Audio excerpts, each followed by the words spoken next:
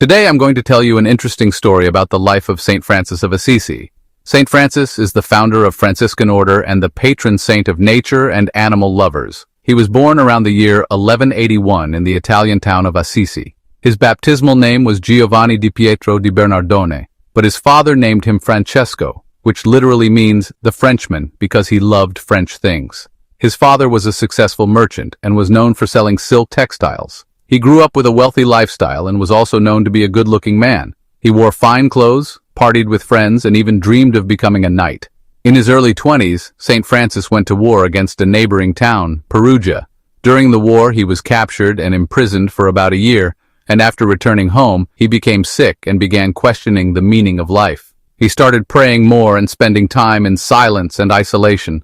One day, while praying in a ruined chapel called San Damiano, St. Francis heard a voice from the crucifix say, "Francis, rebuild my church." He took the message literally and started repairing the chapel with his own hands. He even sold some of his father's expensive silk clothes to pay for the repairs, which caused a serious conflict. His father dragged him before the bishop, demanding he return the money. In a dramatic moment, Francis took off his fine clothes in public and gave them back to his father, saying, "From now on, I will call only God my Father." From then on, Francis abandoned his family and chose a life of poverty. He became a hermit, wore a simple tunic, and begged for food for him to eat. He loved nature deeply and saw all of creation such as animals, sun, moon, and even the wind as his brothers and sisters. People were moved by his humility, and slowly, others joined him where he founded the Order of Friars Minor, later known as the Franciscans. It was a religious order that lived a life without possessions and preached the gospel through their actions. In 1219, he even traveled to Egypt during the Crusades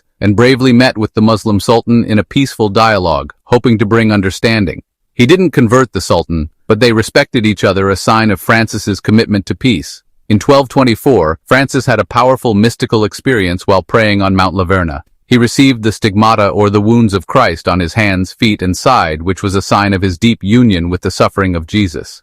In the last years of his life, Francis suffered from many illnesses, including blindness. On October 3, 1226, at the age of 44, Francis died while lying on the bare ground near the town of Assisi. He had asked to be laid there as a sign of his complete poverty and love for God.